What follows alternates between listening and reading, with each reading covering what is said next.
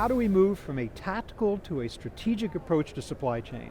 Topic of my conversation today with Angela Robine. She is Director of Strategy for Supply Chain with VF Corp. Hello Angela, thank you for being with us today. Bob, thanks for having me. Just let me ask you though, first of all, you are indeed a young woman in the supply chain space with quite a responsibility. Statistics would tell us that that is not common. How did you get here? Great question. So on the backs of a lot of people in front of me who helped me and provided opportunities that maybe wouldn't have been provided to other people.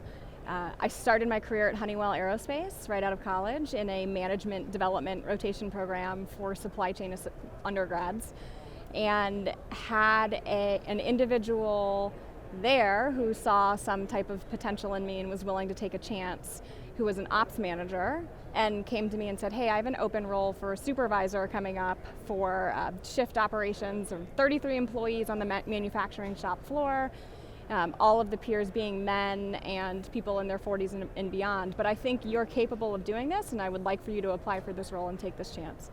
And so I did, and I got the job, and that, I think for me, propelled me into a level of confidence that maybe some of my peers weren't afforded because they weren't given opportunities such as that, as well as a lot of growth and learning in a quick period of time.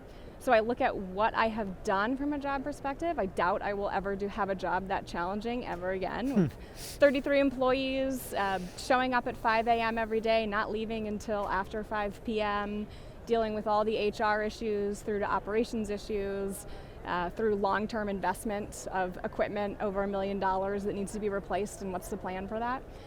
So I think that one job in particular and that individual set me up for success to get to where I am today through a sequence of other jobs and other people, but really propelled from that one place. Well, maybe you won't have a job as challenging as that in the future, but you certainly have a challenging job now because you are in strategy, supply chain strategy, at a time when so many other supply chains are still in tactical mode, merely just trying to survive out this crisis.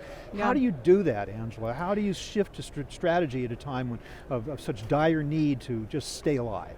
Certainly. So one, I feel very fortunate to be in a strategy role right now as opposed to a tactical vertical supply chain role, because those are the folks right now who are dealing with the 3 a.m. phone calls, working extremely long hours, not that we all aren't at all times, but of course they're experiencing additional stress right now that being in a strategy role I don't necessarily have in this moment. So actually what the crisis of the moment does for supply chain strategy is it allows us a platform to propose fun work for the company for the long term of changing the way we do things. For example, looking at, and lots of other companies are as well, looking at now nearshoring again. You know, that there was a time when that wasn't even on the table. Sure. But now because of this crisis of what's happening at the ports and countries closing down and geopolitical issues, all of a sudden that's back on the table. And so from a long-term supply chain strategy perspective, that's a really fun place to be. The crisis of the moment from a strategic perspective has opened up the realm of the possible for doing fun, interesting supply chain work that previously wasn't really on the table because cost being a main and primary driver, they weren't part of the consideration set. Now that we look at scenario planning, which is an exercise that the strategy function does on the regular, but what we see are these scenarios coming true and lending themselves more toward, when we look at scenario planning, there are multiple elements of the scenarios you're considering, one of which is our geopolitical elements, how countries are going to play well together moving forward or not, the impact of what's happening in one country, how much that impacts what's happening elsewhere. So footwear and apparel, we look at Vietnam, Cambodia, different parts of the world that shut down for various time frames during COVID. So we have to be able to react to that, which is, the people in the day-to-day jobs that have to deal with that today. Yeah. What it opens up from a strategy perspective is looking at, is that really the best model moving forward from a risk management perspective? But what is the planning horizon when you're taking a strategic approach? How far in the future are you looking? So at the moment, our organization is at a 3 to 5 year horizon. So meaning really looking out 3 years, taking actions that would be in place 3 to 5 years from now. And that horizon used to be 5 to 7, 5 Sure. to 8, and has since moved up. And so that's our current horizon. 5 years is still a long time. You say 3 to 5 years, especially when you're talking about geopolitical types of trends that can alter your sourcing strategy radically. I guess then you just have to be willing to be constantly revising the strategy. Are you open to that? Yep. Not getting tied to some, Yeah. tied down to some plan? Yeah, absolutely. So as a strategy professional, it's pretty standard to, on an annual basis, evaluate what your strategy is, and if that's still the right strategy for the moment. And what are the elements from the broader industry, within your company, within your brands, within the environment that have changed that might need you to evaluate those specific elements in regard to what your strategy is to see if that's still the right strategy. So for example, through COVID, also the acceleration of e-commerce and direct-to-consumer speed urgency. Right. Our strategy didn't have that reflected appropriately for that 3-year horizon until we refreshed it in the middle of 2020. You probably thought it was going to happen, just not so soon. Exactly, Right. exactly. So we had the 5-year plan of what we needed to do. Right. And then we had to accelerate that, of course, like everyone else, which has huge implications from a logistics, distribution, et cetera, footprint. Yeah.